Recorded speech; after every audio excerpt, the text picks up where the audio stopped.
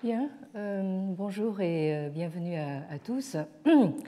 Alors, avec le redoux, on a l'impression que les microbes se réveillent aussi, et donc là, j'espère que de nouveau, je ne vais pas avoir de problème de voix aujourd'hui, parce que ma bronchite de décembre est en train de revenir en force. Donc, bien. Tout d'abord, permettez-moi donc de vous présenter tous mes vœux les meilleurs de nouveau pour le Nouvel An chinois.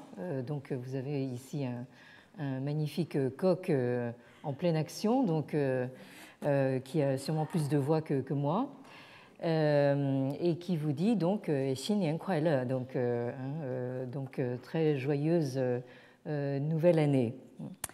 Alors, comme nous l'avons vu la dernière fois, la Chine des Han a dû mener une percée majeure, notamment vers l'ouest. Ici, vous avez donc la Chine à l'époque des Trois Royaumes, c'est-à-dire au moment où l'empire Han se fragmente, comme on l'avait vu. Et donc, vous voyez donc ces poussées donc, de conquête Han à la fois vers le sud et vers l'ouest. Donc, du côté ouest, la Chine a dû faire une percée du fait de conflits armés avec les barbares que les Chinois appelaient les Xiongnu, et que peut-être nous appelons les Huns.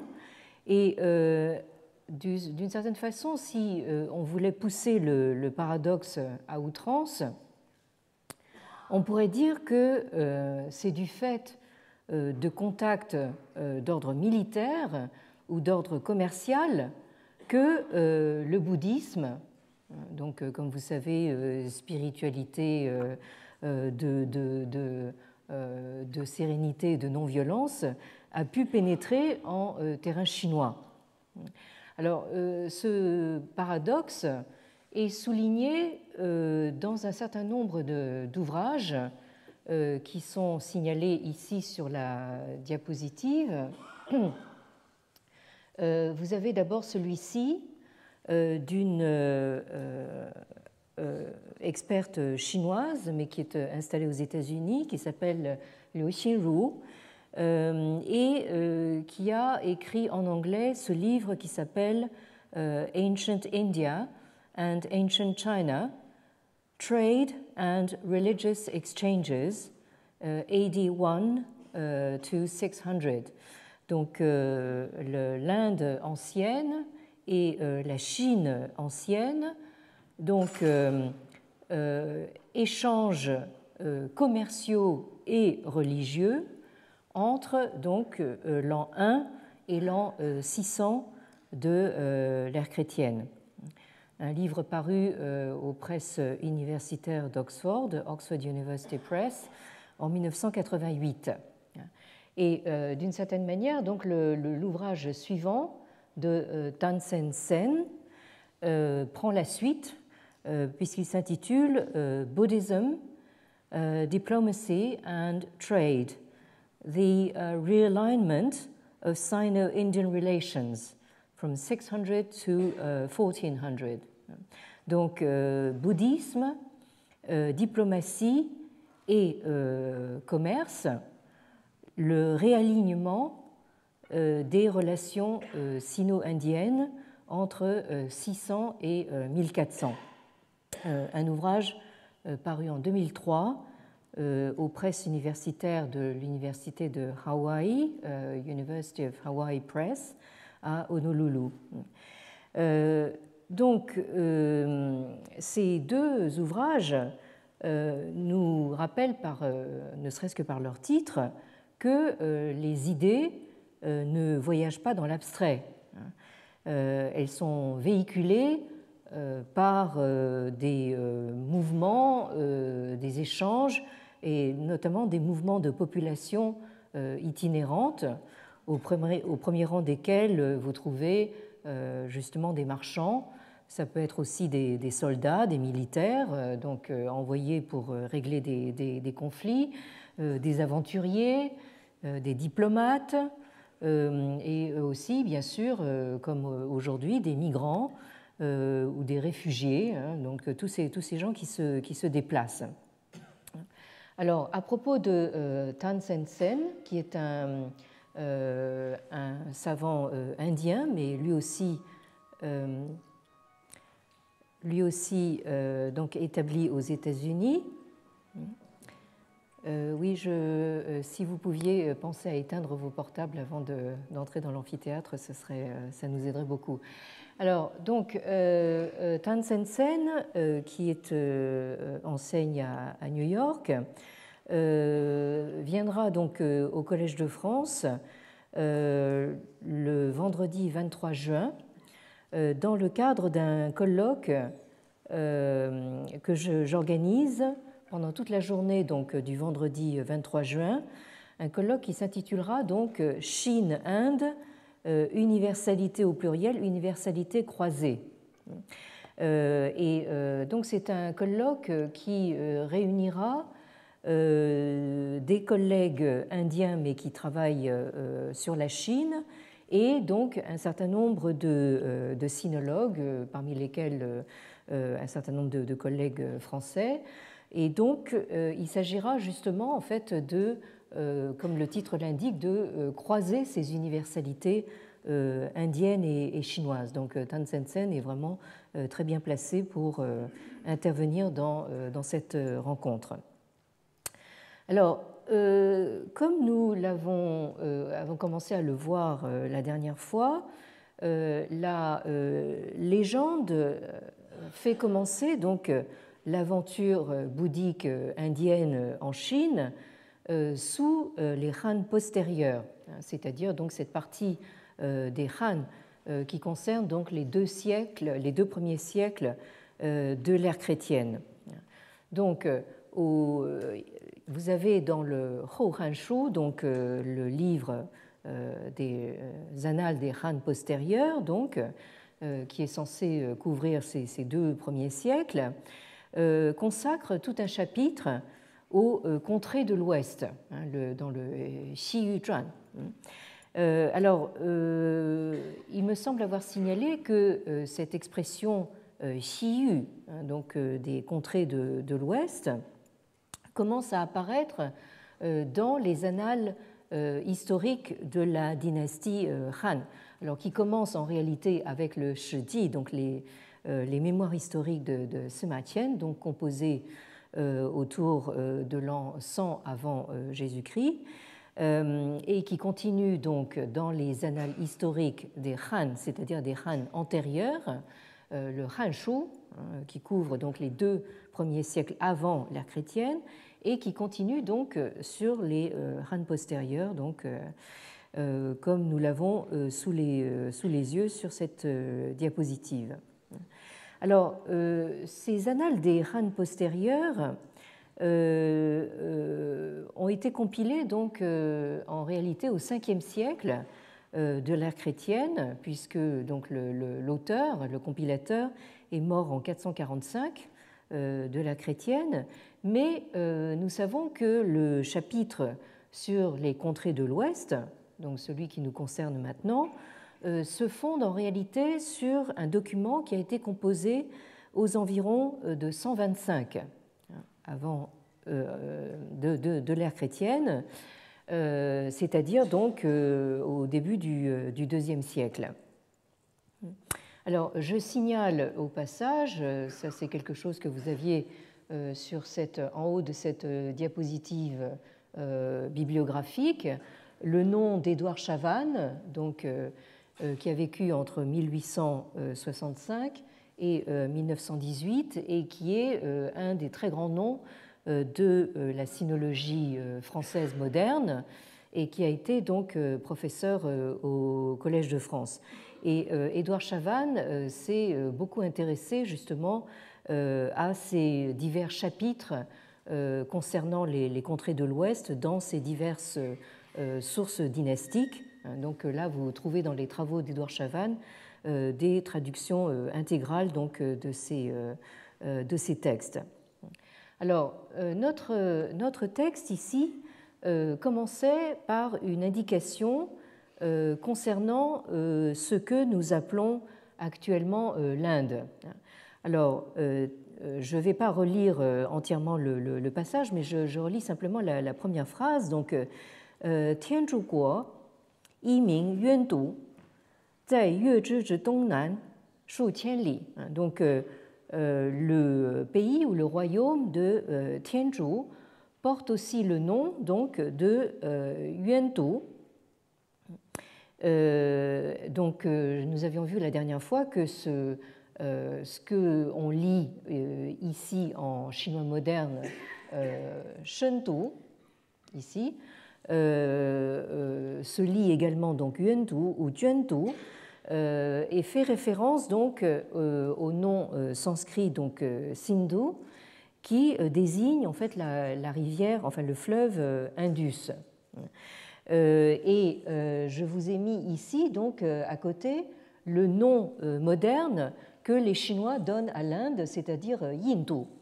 Donc vous percevez que tous ces noms, du fait des variations de prononciation à travers les siècles, en fait désignent la même chose, donc Tianzhu, Shendu, Yuandu ou Yindu, donc, qui désigne en chinois l'Inde. Et alors le texte ici nous indique qu'il est situé à plusieurs milliers de li au sud-est des Yuezhi. Les Yuezhi que vous voyez ici, situés ici sur la carte. Et donc le texte vous dit que ce pays de Yuandu se situe donc à plusieurs milliers de li au sud-ouest de cette peuplade des Yuezhi. Alors, ces Yuezhi, nous allons voir justement qu'il s'agit de ce que du côté indien on appelle les Kushan.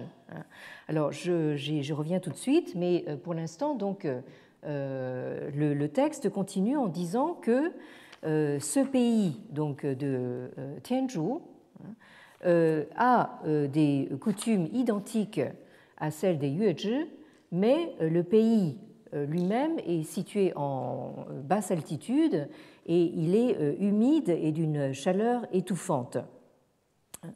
Et donc ce pays est près d'un grand fleuve, Ta Shui, qui désigne probablement donc l'Indus, et les gens montent des éléphants pour aller au combat. Ça, c'est quelque chose qui a donc frappé l'imagination chinoise. Donc, ces éléphants qui servent de chars d'assaut, comme vous l'avez ici sur cette illustration. Mais leurs gens sont plus faibles que les Yuezhi. En effet, ils pratiquent la voie de Futru. Ici, donc, que vous avez ici, Xiu Futru Dao. Donc, ils pratiquent la voie de Futru, qui est une transcription chinoise du Bouddha. Et il est devenu une habitude pour eux de s'abstenir de tuer et de livrer bataille. Donc ici, vous avez une première indication justement sur cette fameuse voie du Bouddha, qui est d'abord de s'abstenir de tuer les êtres vivants. C'est pour ça que le bouddhisme est très souvent associé justement à une alimentation non carnivore, donc purement végétarienne. Alors, quand on part, je continue le texte, quand on part vers l'ouest de chez les Yuezhi et du royaume de Gaofu, Gaofu qui correspond à Kaboul, donc en Afghanistan aujourd'hui, au sud, on arrive à la mer occidentale, ici donc, c'est-à-dire donc l'océan Indien, et à l'est, on arrive au royaume de Panchi. Alors Panchi, on discute encore beaucoup pour arriver à identifier ce lieu. Certains y ont vu en fait un endroit qui est près du golfe du Bengale. Tout ça reste évidemment un petit peu hypothétique, mais le texte nous dit tout cela, donc toute cette zone fait partie donc de Yuantou. Ce royaume compte plusieurs centaines d'autres villes que la capitale qui ont chacune leur chef et plusieurs dizaines d'autres pays qui ont chacun un roi. Donc ça, c'est aussi une caractéristique qui marque les esprits chinois, c'est cette multiplicité donc, des centres du pouvoir.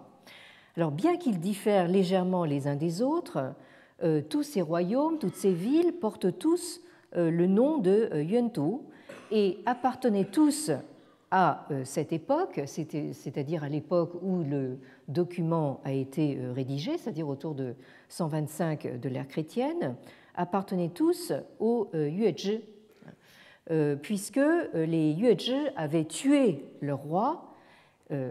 Donc il est évident que ces Yuezhi sont beaucoup plus agressifs que les gens de Yuantou apparemment, avaient tué leur roi et installé un général en chef pour mettre leurs gens sous un même commandement.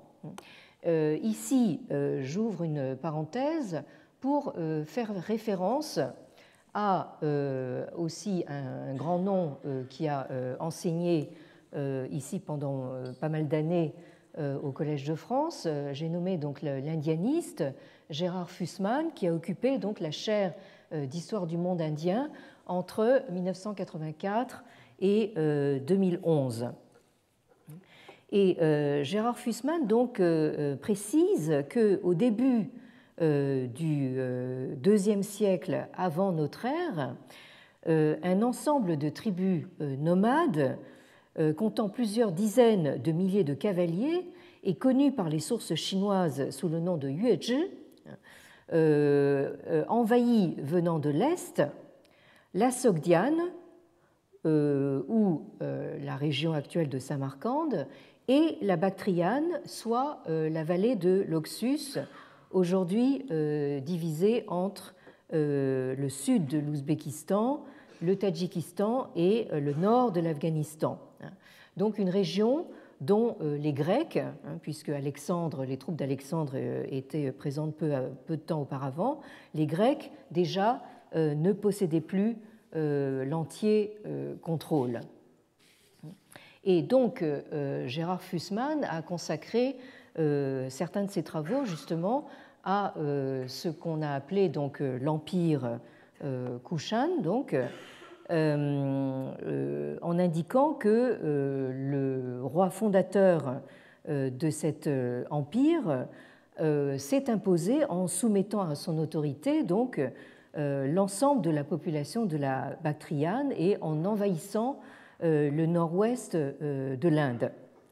Et donc l'un des souverains les plus connus de cet empire Kushan, c'est un certain Kanishka, qui a régné, quelles que soient les dates qu'on lui attribue, disons en gros aux alentours du IIe siècle de l'ère chrétienne, et dont la légende voudrait qu'il a été un protecteur du bouddhisme, ce que Gérard Fussman a tendance à contester ou en tout cas à nuancer.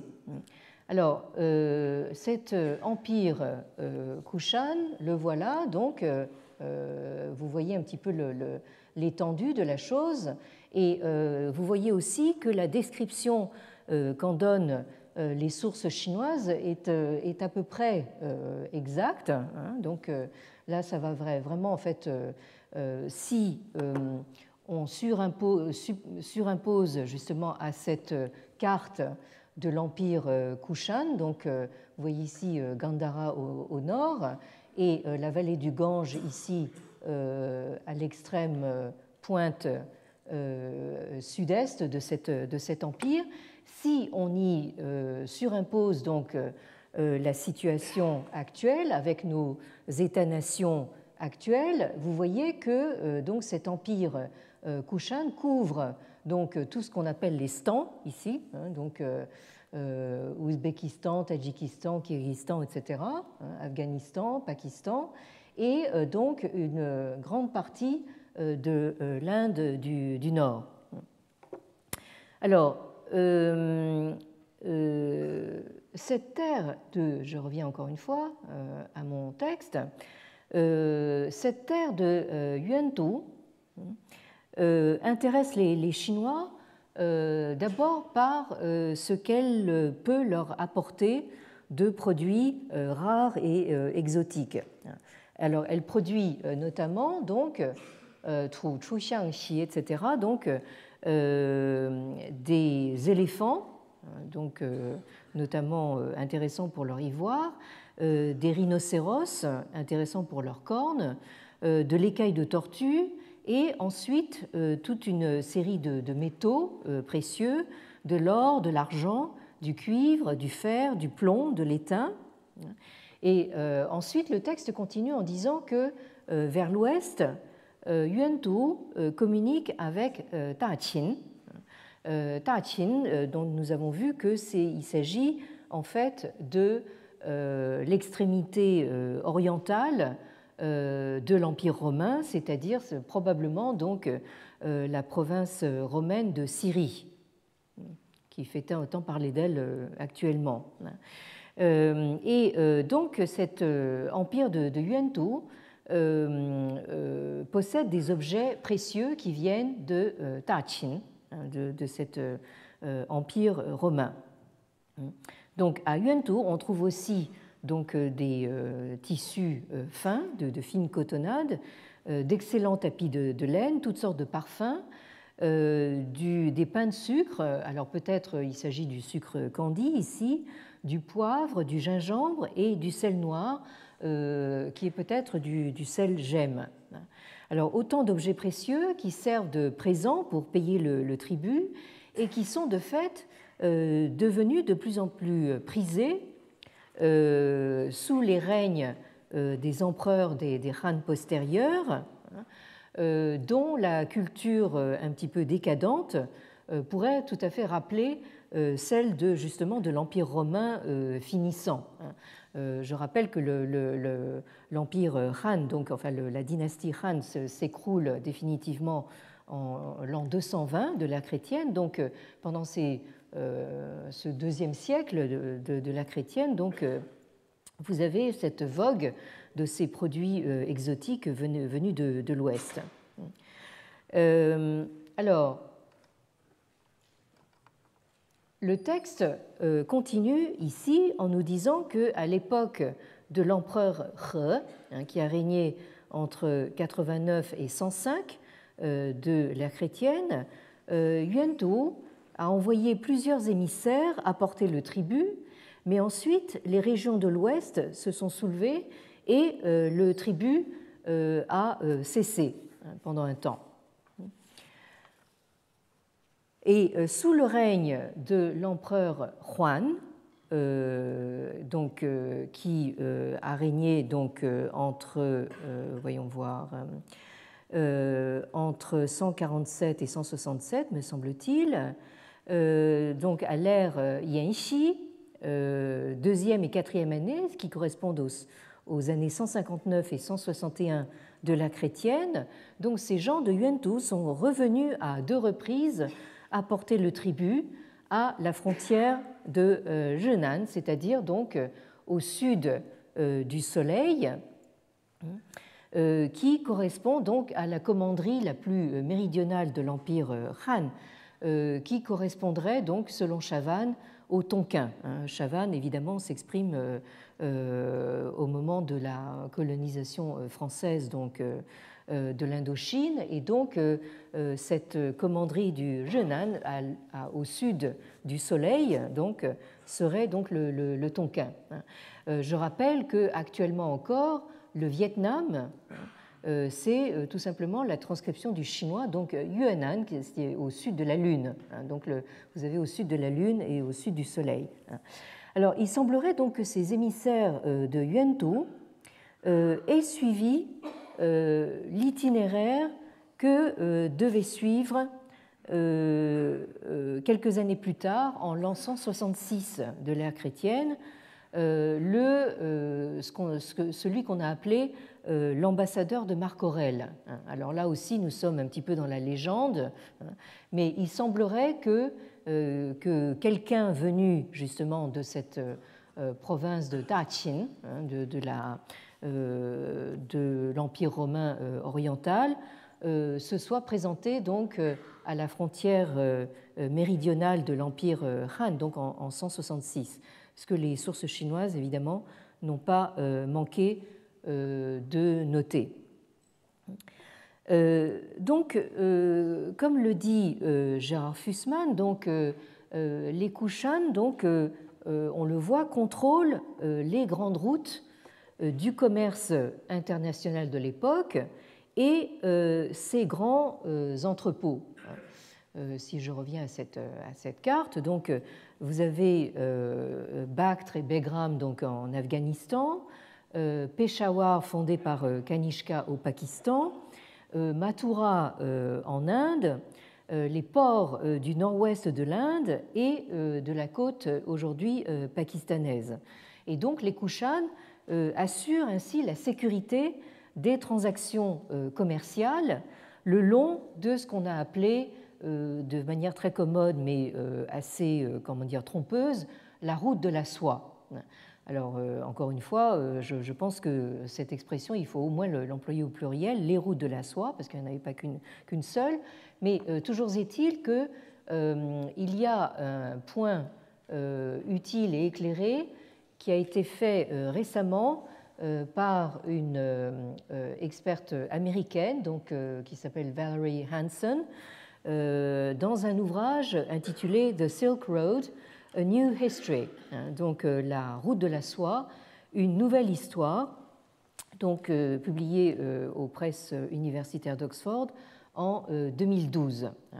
Donc Valerie Hansen, dans cet ouvrage, donc, donne une description historique et vraiment au ras du terrain, si j'ose dire, de cette histoire de la route de la soie en enlevant justement tout ce côté un petit peu légendaire et fabuleux.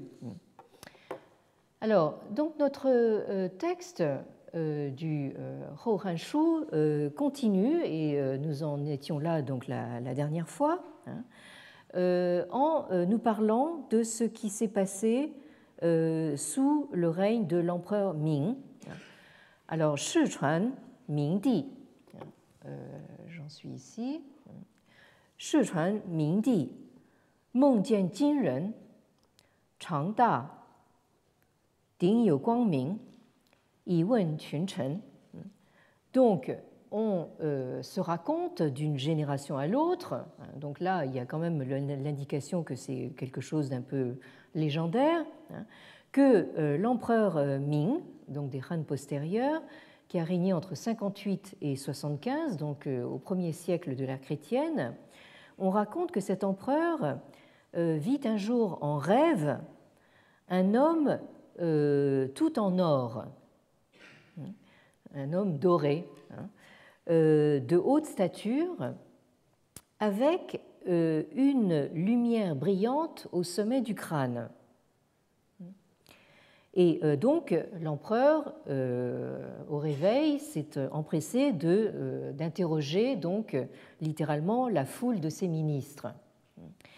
Alors Huo Yue, donc l'un d'eux, répondit: Xi fang you shen, Ming Yue Fo, qi xing zhang liu chi, er huang jin se.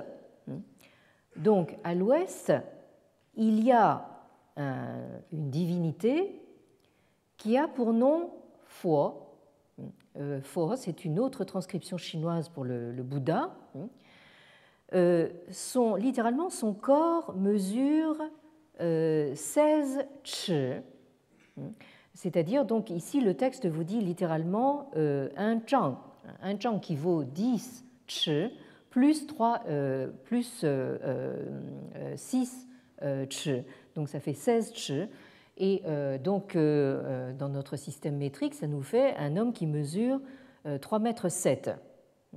Donc, même en prenant nos plus grands basketteurs, on n'y arrive pas. Hein. Donc là, ici, en fait, il s'agit d'un homme qui fait 2 fois donc, la taille d'un homme à peu près normal. Hein.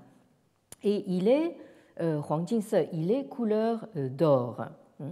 Alors, ici, vous avez très curieusement 2 traits physiques, donc un homme de très, très, très haute stature et de couleur dorée, qui correspondent en fait à certains éléments que vous trouvez dans la liste canonique des 32 lakshanas, c'est-à-dire des caractéristiques physiques du Bouddha.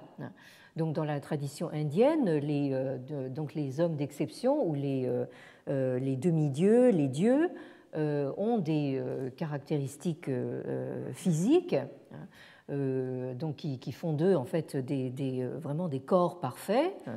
Et donc, cette haute taille et cette couleur dorée donc, font partie donc, de ces caractéristiques physiques. Alors, le texte continue. 地于是前始天竺问佛道法遂于中国图画形象焉. Donc là-dessus, l'empereur Ming, envoya des émissaires au Tianzhou, donc dans ce pays qui correspondrait à l'Inde, pour s'enquérir de la loi, c'est-à-dire en sanskrit le dharma, du Bouddha. Cette notion de loi le dharma du Bouddha, nous aurons l'occasion d'y revenir, à la suite de quoi on vit apparaître dans le Zhongguo, donc le pays du milieu, c'est-à-dire la Chine, des images et des statues du Bouddha. Donc nous allons voir justement que ces images et ces statues du Bouddha, c'est en Inde même en fait un phénomène récent à l'époque, hein, c'est-à-dire au 1er siècle de l'ère chrétienne, elles viennent tout juste d'apparaître en Inde aussi, hein, parce que, comme nous allons le voir, donc le Bouddha n'était pas représenté sous forme anthropomorphique avant cette époque.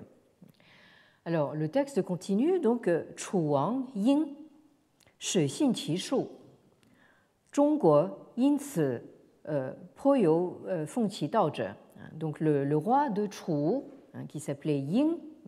Alors ce roi Ying de Chu, il s'agit donc du demi-frère plus jeune de l'empereur Ming, qui règne sur un royaume un petit peu périphérique qui se situe dans la province actuelle du Jiangsu. Jiangsu, c'est dans la région de Shanghai, donc nous sommes un petit peu au sud de la Chine. Et alors donc ce roi Ying de Chu commença à croire au Shu, c'est-à-dire aux techniques, sous-entendu bouddhiques. Donc là, ce qui est intéressant, c'est que en fait, le bouddhisme commence à pénétrer en Chine sous forme non pas de doctrine cohérente, de doctrine religieuse ou philosophique, mais sous forme de technique, c'est-à-dire des formes de méditation, des formes de yoga, etc. C'est ça qui a commencé par entrer en Chine. Et pour cette raison, dans le pays du milieu, dans le Zhongguo, certains se mirent à accepter à recevoir, à accueillir donc cette voie, ce Tao du Bouddha. Hou Huandi Hao Shen Shu Si Fu Tu Lao Zi Bai Xing Shao You Feng Zhe Hou Sui Zhuan Sheng. Donc, par la suite, l'empereur Huan, donc celui que nous avons rencontré précédemment, donc qui régnait entre 147 et 167 de l'ère chrétienne, se mit à, comment dire, à prendre de l'intérêt pour ces divinités et à offrir plusieurs sacrifices à Futru, ici, donc autre transcription donc, du Bouddha, et à Laozi. Donc cette indication donc, de culte rendu en même temps au Bouddha et à Laozi, c'est tout à fait intéressant et nous aurons évidemment l'occasion de développer cette curieuse combinaison, c'est-à-dire que au fond, d'une certaine manière, le Bouddha commence à pénétrer en Chine comme une espèce de, comment dire, de demi-frère de Laozi, c'est-à-dire enfin de quelqu'un qu'on assimile, qu'on met un petit peu dans le même sac que Laozi, d'où évidemment une sorte d'amalgame entre le bouddhisme et le taoïsme sur lequel nous allons revenir. Alors les gens du peuple, du fait précisément de cet amalgame, se mirent à l'accepter quelque peu, puis ils devinrent de plus en plus nombreux donc, à y croire. Donc ici, nous avons véritablement les tout débuts de l'aventure bouddhique en Chine, racontée bien sûr sous forme de légende, ce songe de l'empereur Ming, qui voit cette divinité dorée dans son rêve. Et c'est à la suite justement de ce rêve que l'empereur Ming aurait dépêché donc des émissaires vers l'ouest pour en savoir davantage sur ce Bouddha.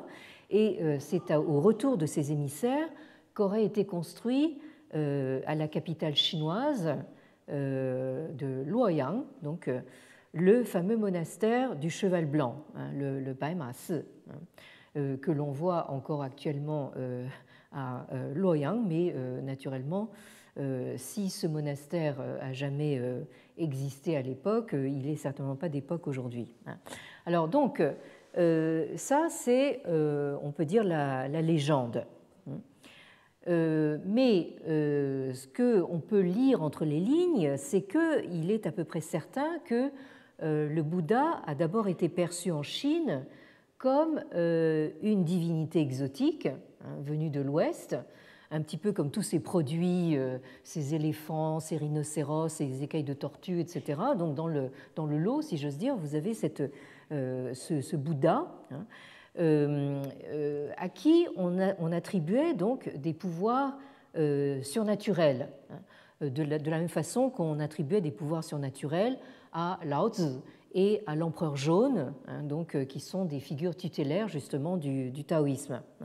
Alors, ce Bouddha présentait l'avantage considérable d'avoir le pouvoir de conférer l'immortalité aux mânes des défunts, c'est-à-dire donc les ancêtres défunts, on lui attribuait le pouvoir de leur donner l'immortalité, ce qui évidemment est quand même assez intéressant. Et ça n'est évidemment que bien plus tard que des notions ayant trait aux conceptions véritablement philosophiques et ontologiques du bouddhisme indien ont commencé à intéresser plutôt les élites, c'est-à-dire les milieux lettrés en Chine. Alors là, je reviendrai un instant donc aux propos de Gérard Fussman, qui nous parlait justement de cet empire Kushan qui d'une certaine façon, a assuré la sécurité des routes commerciales, en particulier donc une sécurité pour la circulation des cultes indiens. Alors au premier rang desquels vous avez le shivaïsme et le bouddhisme, et qui leur a permis donc de progresser vers le nord, c'est-à-dire vers Bactre, vers Gilgit, et de là vers le Xinjiang, c'est-à-dire donc le Grand Ouest chinois. Le rôle des Kushan donc a aussi été de faciliter donc la circulation des objets d'art en particulier, et des artistes. Et donc, nous avons l'expression justement de cette circulation à travers de magnifiques chefs-d'œuvre, notamment dans la représentation justement physique du Bouddha. Alors ici, vous avez le souvenir donc aussi d'un grand savant français, donc Alfred Fouché, que vous voyez de manière assez facétieuse assis dans le giron d'un Bouddha sur le site d'Ajanta en Inde. Alors je reviens un instant à ma bibliographie. Alfred Fouché, donc, qui a vécu entre 1865 et donc parfait contemporain d'Édouard Chavannes, et qui est mort en 1952, et à qui on doit de nombreux travaux sur justement cette zone intermédiaire entre l'Inde et la Chine. Alors, pour notre propos, je citerai simplement donc son livre sur l'art gréco-bouddhique du Gandhara, étude sur les origines de l'influence classique dans l'art bouddhique de l'Inde et de l'Extrême-Orient, paru en 2 tomes entre en gros 1905 et 1951 à Paris, à l'Imprimerie nationale, et cet autre ouvrage qui s'intitule La vie du Bouddha d'après les textes et les monuments de l'Inde, première édition donc parue à Paris aux éditions Payot en 1949. Donc Alfred Fouché nous parle en particulier de cet art gréco-bouddhique du Gandhara, dont vous avez ici un exemple, ce magnifique bodhisattva. Un bodhisattva, c'est quelqu'un qui, à la différence du Bouddha, est un être qui a connu donc l'éveil bouddhique, mais qui s'attarde justement dans notre monde pour sauver donc le maximum d'êtres justement de ce monde de souffrance. Donc il s'agit ici du bodhisattva Maitreya que vous voyez donc dans sa version gréco-bouddhique. Vous voyez donc des caractéristiques encore tout à fait en fait grecques et même romaines, le visage très européen, la moustache, hein, et le drapé donc très caractéristique du drapé gréco-romain. Et donc cette statue nous rappelle donc que les troupes d'Alexandre, donc effectivement, n'étaient finalement pas très loin et ont sans doute laissé donc des traces de leur passage, notamment des traces d'ordre artistique. Alors, vous avez ici donc un magnifique exemple de cet art du Gandhara qui correspond donc, nous l'avons vu, à la région actuelle du nord du Pakistan. Donc, si je reviens juste un instant à ma carte, ici, donc ici, vous avez le Gandhara qui, vous voyez, est au nord du Pakistan. Et cet art du Gandhara coexiste avec une autre forme d'art qui provient donc de la partie orientale de l'empire Kushan et qui se traduit par une autre version du même bodhisattva Maitreya, mais qui est ici donc originaire de Mathura, qui correspond donc à l'état indien actuel de l'Uttar Pradesh. Donc nous sommes dans le nord de l'Inde. Et vous avez ici donc une représentation du bodhisattva qui est en contraste quand même assez flagrant avec celui-ci. Pourtant, il s'agit du même personnage, mais d'abord, ce qui frappe ici, c'est quand même que nous avons quelqu'un qui est pratiquement nu, qui a enfin des caractéristiques physiques assez différentes. Là, nous avons un exemple d'art tout à fait indien et non pas indo-grec, et qui va donner justement en fait les canons esthétiques de tout un art bouddhique qui va se développer donc au nord de l'Inde et à partir de là voyager donc vers l'Asie orientale. Ce que ces deux représentations ont en commun, c'est quand même justement ce halo autour de la tête. Vous l'avez ici aussi dans ce Bouddha du Gandhara, ici également, et qui représente probablement ce que les textes chinois appelaient la lumière au sommet du crâne, que l'empereur Ming aurait vu en rêve. Donc ce halo, bien sûr, nous le retrouvons également dans d'autres traditions artistiques. Nous les avons aussi dans les églises chrétiennes. Donc ce halo de lumière qui représente toujours une forme de sainteté ou de semi-divinité. Alors, vous voyez donc que cet art de Mathura, donc du nord de l'Inde, va ensuite se développer dans des représentations vraiment tout à fait magnifiques. Vous avez ici donc un Bouddha de l'époque indienne Gupta, c'est-à-dire donc qui date du 5e siècle de l'ère chrétienne et qui est originaire de Sarnath, également dans l'Uttar Pradesh, c'est-à-dire donc au nord de l'Inde, Sarnath, qui est un des grands lieux bouddhiques donc au nord de l'Inde. Et c'est donc cet art Gupta, donc vous voyez donc avec ce drapé très particulier. Donc là, vous avez un Bouddha qui est ici habillé, mais à peine. On devine très bien donc les formes du torse, des jambes sous le tissu très fin. Et c'est cette représentation donc du Bouddha qui va voyager donc vers la Chine et plus tard vers le Japon et vers l'Asie du Sud-Est. Alors, donc, là, vous en avez un autre exemple que nous avons la chance d'avoir tout près de nous ici au musée Guimet.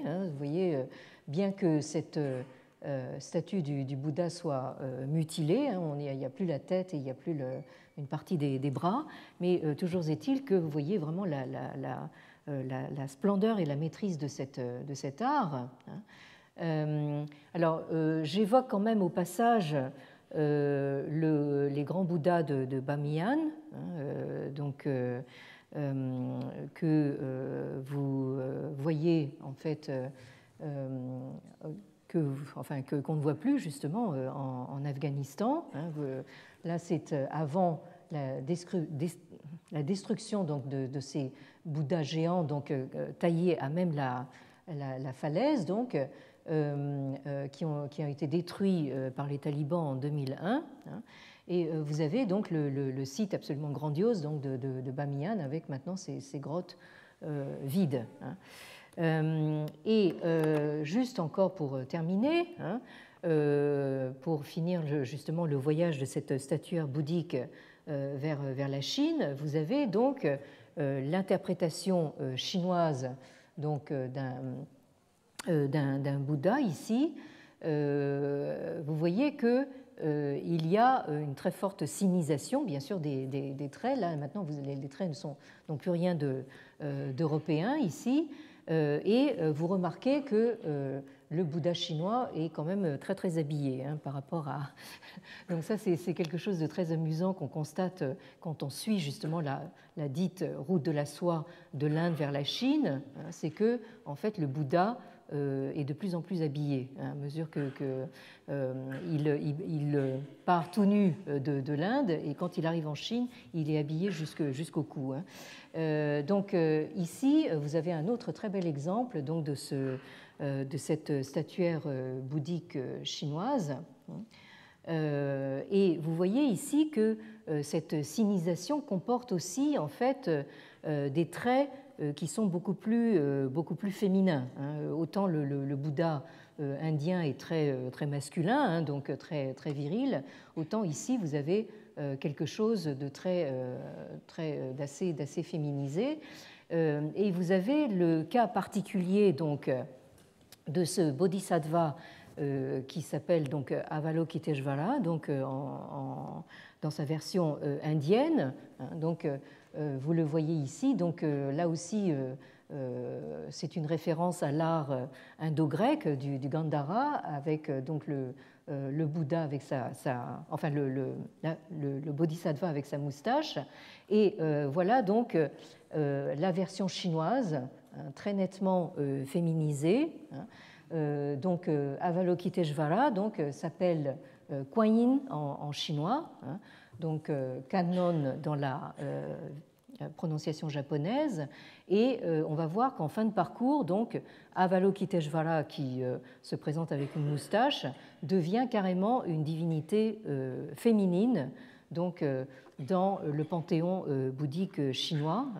Kuan Yin est encore actuellement en fait l'objet d'un culte, notamment de la part de femmes qui désirent avoir un fils. Donc voilà. Bien, alors donc là aussi je termine un petit peu mon tour justement de la statuaire bouddhique, un tour assez rapide. Ici vous avez un échantillon donc de ce qu'on appelle les mudras, c'est-à-dire les positions des mains, en particulier donc des mains des Bouddhas ou des Bodhisattvas, qui ont des significations diverses selon leur position. Vous avez donc la version chinoise ici. Donc vous avez donc en premier donc cette main levée comme ça, les doigts droit et vers le ciel, et ça c'est donc le mudra abhaya, c'est-à-dire donc de la non-crainte, littéralement, c'est-à-dire le Bouddha donc dit n'ayez crainte, vous n'avez rien à craindre si vous prenez refuge sous la protection donc de la loi bouddhique. Donc ça c'est le mudra de la non-crainte. Ici, au contraire, la paume ouverte tenue vers le bas, c'est comment dire, le Bouddha donc, dans sa position votive.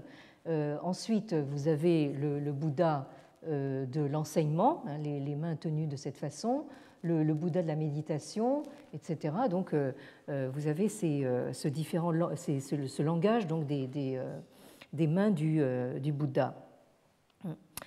Alors, donc, en Inde, cette aventure bouddhique commence avec ce personnage qui porte le nom de Gautama Siddhartha Shakyamuni. Alors, Shakyamuni, ça veut dire donc celui qui appartient au clan des Shakyas, donc le sage des Shakyas. Siddhartha, c'est une sorte de surnom qu'on lui a donné, c'est celui qui satisfait les désirs, et Gautama, c'est son nom personnel, probablement donc le seul qui soit véritablement historique. Et donc c'est un personnage qui aurait vécu en gros, enfin les dates conventionnelles qu'on lui a longtemps attribuées, ce serait en gros entre 560 et 480 avant l'ère chrétienne, ce qui serait très commode parce que ça ferait du Bouddha Gautama en tout cas, un contemporain de Confucius. Mais malheureusement, donc, les historiens se sont appliqués à repousser à une date plus tardive donc, ces dates, ce qui fait que en fait sa mort serait plutôt placée aux alentours de 400 maintenant avant notre ère. Alors, je vous ai mis ici donc la transcription chinoise de Shakyamuni.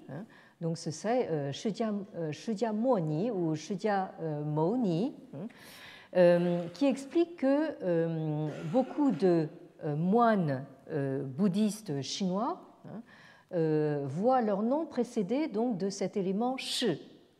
Chaque fois que vous voyez donc un nom dans le contexte bouddhique chinois précédé de cet élément shi, ça veut dire donc qu'il s'agit d'un moine bouddhiste. Et c'est par référence justement à la transcription du Bouddha Shakyamuni. Alors, ce Bouddha, je pense que nous allons devoir reporter à la prochaine fois donc, les détails sur son histoire et son enseignement.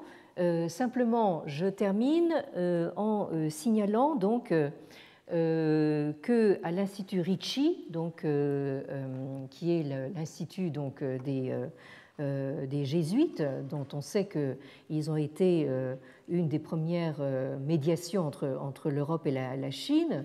Donc, à l'Institut Ricci, vous aurez très bientôt une série de conférences de Madame Anne-Lise Palidoni sur donc les Jataka, c'est-à-dire les histoires des vies antérieures du Bouddha.